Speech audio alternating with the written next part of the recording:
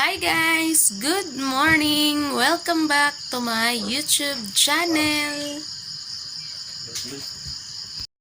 So, ayun guys, ay papuntang trabaho na naman. And ito, nakabihis na. Tapos magkakape lang ako guys. Oh. Tapos ito naman ang aming kanin. Mais. So, ito talaga ang ito ang literal na nagtatrabaho pero wala pa ring pera. Kaya sa trabaho talaga guys, walang yumaman sa trabaho. Ganun yun. So, kami nga, dalawa kami nagtrabaho. Pero, ulam namin, kape. Kanin namin, mais. So, yun, kain muna ako guys.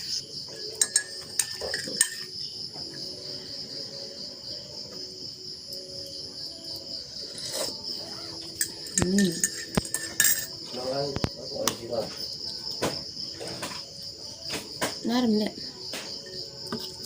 Kaya hindi ako nag-uulam ng masarap guys kasi unang-una, walang budget. Pangalawa, kung mayroon mang budget, wala namang nagbibenta ng ulam dito sa aming lugar dahil nasa bundok nga kami guys. Tapos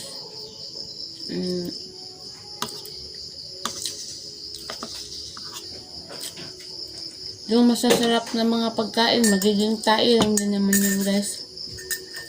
Kaya hindi ako nag-uulam ng masarap. Lambot lang. Dito guys, dahil wala namang bakery, kaya ito na magsisilbing tinapay. Parang almusal na may kasamang tinapay na parang ganun na guys. Hindi lang talaga ako magutom kasi 11 AM pa yung aking lunch break. Bale, pagdating namin doon, diretso na agad pasok. Tapos ang nakakalungkot kasi kahit anong pilit nating magsikap, yung mga manager natin na parang may-ari na ng kumpanya na hindi nakikita yung mga magaganda nating nagawa ba, no? Puro na lang yung yung gusto nilang mangyari na hindi natin nagawa. Ayun, kakaltas na naman sa sweldo. Nakakalukang mga tao.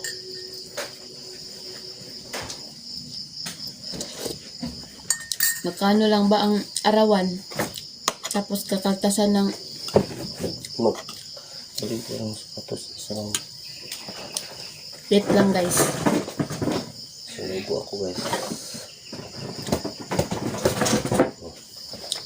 So ganun talaga yung mga amo natin guys, no? Mga amo natin parang amo-amuhan na amo-amo. Kala mo naman alam naman natin trabaho nila yun na magsita kung mayroong mga kailangan isita kasi boss sila manager sila mga supervisor.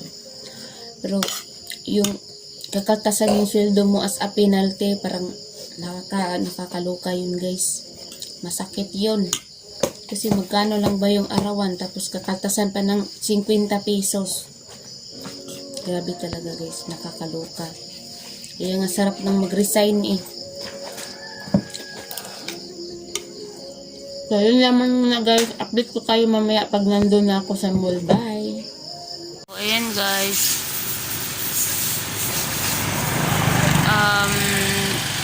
Nag-washing muna kami saglit guys. Kasi sobrang maputik sa amin. Kasi malakas ang ulan kahapon.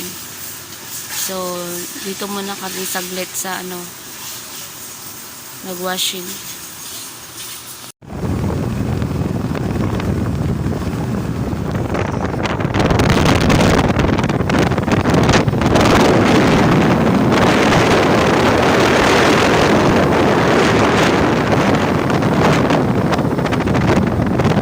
So, ayun na nga guys, ang oras nga pala ngayon ay mga alas 7 na ng umaga and papunta na nga kami and after 1 hour ay nakarating na nga kami dito sa locker kung saan dito ako magla-locker din. So, yung mga kasamahan ko, kanya-kanyang prepare na lang din.